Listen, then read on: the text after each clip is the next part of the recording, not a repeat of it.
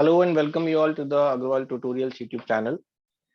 हम लोग power converters पढ़ रहे हैं and buck converter and boost converters के बारे में ऑलरेडी डिस्कशन हो चुका है प्रीवियस वीडियोस में। अगर आपने नहीं देखा है तो एक बार उनको समझें, उसके बाद ही कंटिन्यूएशन में इस वीडियो को आप समझ पाएंगे। आज का जो वीडियो है that is related to the duty cycle control schemes, right. जो हमने कन्वर्टर्स पढ़े हैं, डीसी टू डीसी कन्वर्टर्स यानी कि चॉपर्स हमने जो पढ़े हैं, हमने देखा कि उन दोनों चॉपर्स में जो आउटपुट वोल्टेज आता है, हमारा जो बक कन्वर्टर के केस में आउटपुट वोल्टेज का एक्सप्रेशन आया था वो था V not is equals to D times of VS। ठीक है, जहां पर हमारा जो डी है वो है ड्यूटी साइकिल, ड्यूटी रेशो, जिसको हम डिफाइन करते हैं T ऑन अपॉन T से। T हमारा टोटल टाइम पीरियड है, that is sum of on time plus off time.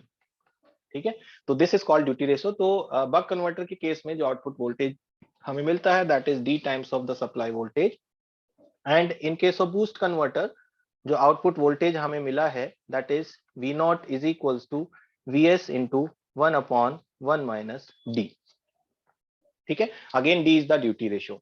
तो हम ये देख पा रहे हैं कि दोनों टाइप के कन्वर्टर्स में जो ड्यूटी रेशो है that plays a very important role, right. That means कि जो भी आउटपुट पे आपको कन्वर्टर्स के केस में मिल रहा है वो पूरी तरह से ड्यूटी रेशो के ऊपर डिपेंड करता है। नाउ इस ड्यूटी रेशो को कैसे हम कंट्रोल कर सकते हैं, that is the topic of today's video, right.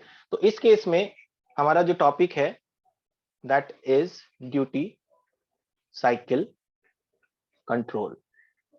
ठीक है, ड्यूटी साइकिल कंट्रोल का सिंपल सा मीनिंग यही है कि जो ड्यूटी रेशियो है, जो ड्यूटी साइकिल है, डी का वैल्यू, उसको हम किस किस तरह से वेरी कर सकते हैं सो दैट हम buck converter and boost converter दोनों केस में आउटपुट वोल्टेज को वेरी कर सके एंड चेंज कर सके। ठीक है, तो ड्यूटी साइकिल कंट्रोल करने के लिए हमारे पास मेनली दो मेथड्स होता है।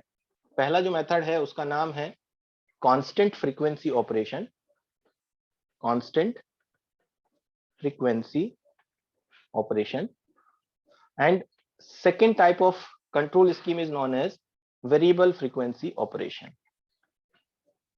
variable frequency operation। ठीक है, what do you mean by the frequency here? Frequency is basically f1 upon t, that is the time period, and time period हमने अभी ऊपर define किया है। in this case time period is equals to on time plus off time। किसका on and off time? जो switch हम use कर रहे हैं चॉपर के केस में उसको हम कितनी देर के लिए ऑन रख रहे हैं, कितनी देर के लिए ऑफ रख रहे हैं, उन दोनों टाइम पीरियड्स को जब हम कंबाइन करते हैं तो that makes a total time period, right. तो फर्स्ट जो मेथड कहता है वो कहता है कांस्टेंट फ्रीक्वेंसी, मींस हमारा जो टाइम पीरियड है that has to be fixed in this case, तभी हमारा फ्रीक्वेंसी फिक्स होगा। सो फर्स्ट केस में टी को हम कांस्टेंट रखेंगे, और सेकेंड केस हमारा है variable frequency operation. In this case frequency हमारा चेंज हो सकता है, इसका मतलब ये है कि टी हमारा क्या रहेगा, वेरिएबल रहेगा। ठीक है, तो वन बाय वन हम दोनों मेथड्स को पढ़ने का कोशिश करते हैं। सबसे पहले कांस्टेंट फ्रीक्वेंसी कंट्रोल के बारे में पढ़ते हैं।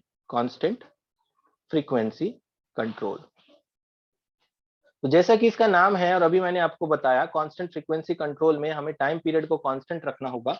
टाइम पीरियड हमारा है on time end of time, right. So in this case जो कंट्रोलिंग की जाती है वो कुछ इस तरह से की जाती है कि आपका जो टोटल टाइम पीरियड है उसको आपको कांस्टेंट रखना है।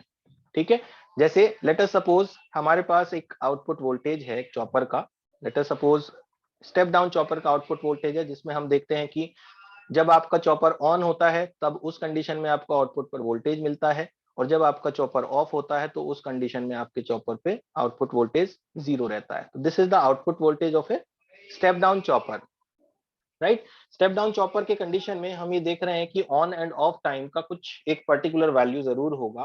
तो इस कंडीशन में कांस्टेंट टाइम पीरियड का मतलब ये है कि हम क्या करेंगे, ये जो टोटल टाइम पीरियड है यहां से मेजर करने के लेके यहां तक का, this has to be constant. Let us suppose in first condition on time is, for example के तौर पर हम ले लेते हैं कि इस कंडीशन में जो ऑन टाइम है वो आपका है 3 मिलीसेकंड, और जो ऑफ टाइम है वो है 7 millisecond, so that the total time period will become equals to 3 plus 4 will become equals to 7 millisecond, right। so in this condition we are taking the total time period is 7 millisecond। so constant frequency control का system ये है कि जो time period हमने यहाँ पे consider किया है 7 millisecond, that has to be constant so that हम ऑन एंड ऑफ टाइम को कुछ इस तरह से कंट्रोल करेंगे कि जो टोटल टाइम पीरियड है वो 7 मिली सेकेंड ही होना चाहिए। तो in the second case let us suppose we are reducing the on time को रिड्यूस करने का सिंपल सा मीनिंग है कि हम स्टेप डाउन चॉपर में आउटपुट वोल्टेज को रिड्यूस कर रहे हैं, क्योंकि वो डायरेक्टली आपके ऑन टाइम के ऊपर डिपेंड करेगा, राइट। तो इन दैट केस हम क्या करेंगे, टोटल टाइम पीरियड को मार्क कर लेते हैं पहले। This was the total time period in the previous case, जो कि हमें फिक्स रखना है। सो फॉर दैट पर्पस हम आउटपुट वोल्टेज के लिए ऑन टाइम को कम कर दे रहे हैं और ऑफ टाइम को बढ़ा दिया यहाँ पे। तो आपने जो सेकंड वेवफॉर्म प्लॉट किया है, इन दैट कंडीशन हमने यहाँ पर ऑन टाइम को लिया है 2 मिली सेकेंड, ऑफ टाइम हमारा ऑटोमेटिकली हो जाएगा 5 millisecond, so that the total time period will again become equals to 2 + 5 is 7 milli second.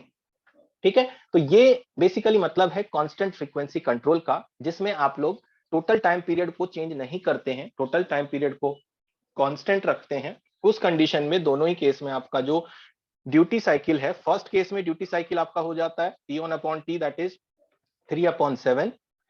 Second case में आपका डी का वैल्यू हो जाता है T1/T दैट इज 2/7। ठीक है, इन दोनों को हम लोग सॉल्व करके देख सकते हैं। तो 3/7 will be equals to approximately 0.7 into 4 is 28, 2 and 8 something like that, and in the second case we will have 0.2 and 8 5 something like that. ठीक है, तो आप क्लियरली देख पा रहे हैं कि फर्स्ट केस का जो ड्यूटी साइकिल है, ड्यूटी रेशियो है वो है 0.428 और सेकंड केस में जो ड्यूटी रेशियो है वो है 0.285, जिससे हमारा डायरेक्टली इफेक्ट पड़ने वाला है आउटपुट वोल्टेज पे, क्योंकि हमने अभी अभी देखा कि बक कन्वर्टर और बूस्ट कन्वर्टर दोनों ही केस में आपका ड्यूटी रेशियो के ऊपर आपका आउटपुट वोल्टेज डिपेंड करता है।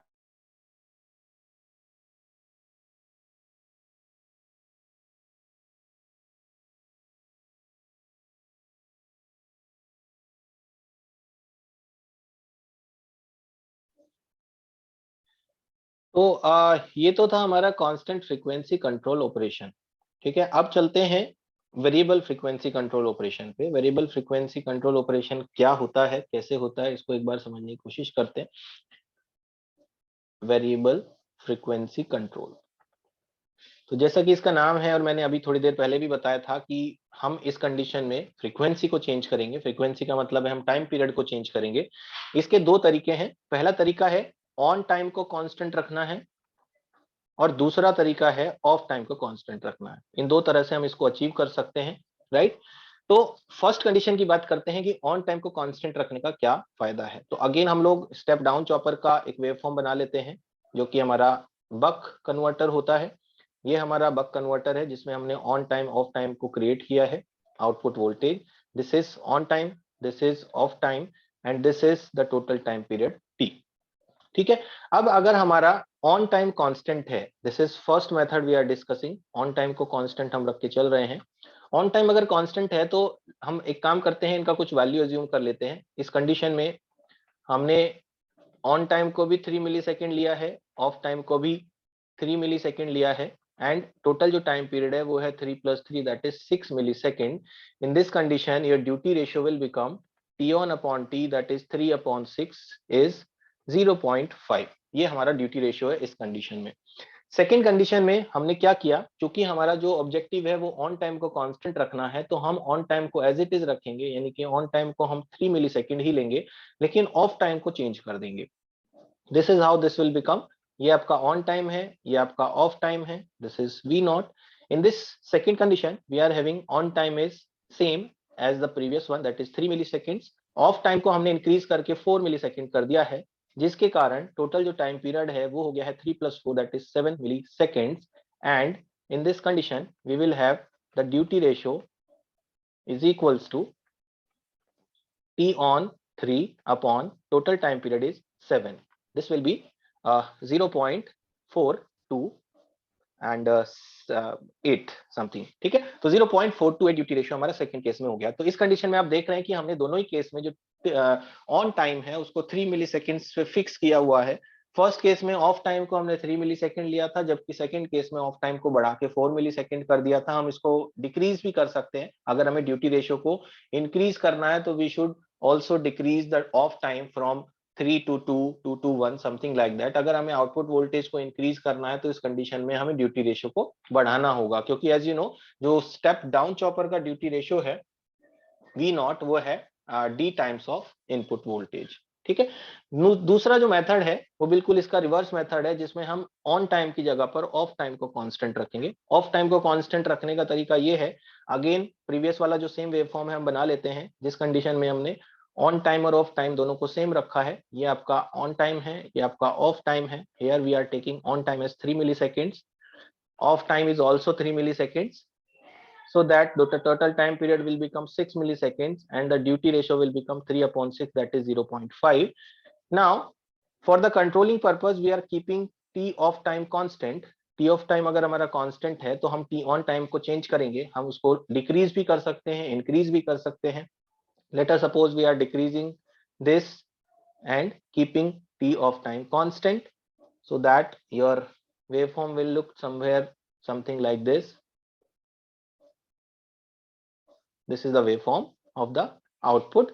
In this case, this is your t on time, this is your t off time. Here we are keeping t on time 2 milliseconds. t of time हमारा fix है, जो हमने पहले रखा था, that is 3 milliseconds, same t of time है। This will make the total time period as 5 milliseconds and duty ratio will be 2/5, that is 0.4। ठीक है, तो फर्स्ट केस में आपका ड्यूटी रेशियो 0.5 था, सेकंड केस में 0.4 था। दैट मींस कि आपका स्टेप डाउन चॉपर का आउटपुट वोल्टेज फर्स्ट केस में 0.5 मल्टीप्लाइड विद इनपुट वोल्टेज रहेगा, सेकंड केस में 0.4 टाइम्स ऑफ इनपुट वोल्टेज रहेगा, यानी कि डिक्रीज हो जाएगा। ठीक है, अगर आपको बढ़ाना है तो हम टी ऑन टाइम को इंक्रीज भी कर सकते हैं, राइट। तो ये सिंपल से जो कंट्रोल टेक्निक्स हैं ये ड्यूटी साइकिल कंट्रोल कहलाती हैं, जो कि फ्रीक्वेंसी को ऑन एंड फ्रीक्वेंसी को ऑफ करने के केस को इंक्रीज करने या कांस्टेंट करने के केस को क्लियरली हमें समझाती है, राइट। क्योंकि यहाँ पर फ्रीक्वेंसी का वेरिएशन काफी वाइड हो सकता है, तो आप आसानी से बहुत ही एक वाइड रेंज में आउटपुट वोल्टेज को भी ऑब्टेन कर सकते हैं चॉपर्स के through.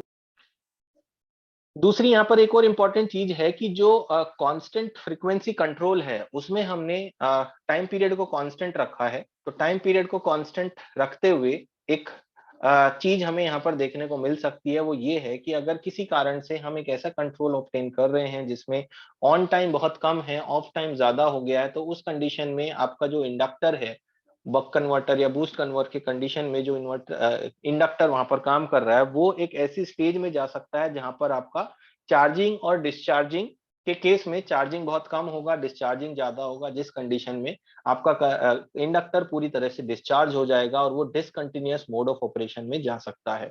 Discontinuous mode of operation का मतलब है कि आपका इन्वर्टर चार्ज हुआ, चार्ज होने के बाद डिस्चार्ज हुआ, उसके बाद नेक्स्ट चार्जिंग साइकिल कुछ देर बाद उसको मिलेगी या यहीं पर मिल जाएगी। तो कहने का मतलब ये है कि जितना भी इंडक्टर चार्ज हो रहा है उतना का उतना पूरा का पूरा डिस्चार्ज भी होगा। डिस्चार्ज होने के बाद डिसकंटिन्यूटी आएगी, this is called discontinuous operation of the inductor. ठीक है, इस तरह से आपको वेवफॉर्म मिल सकता है।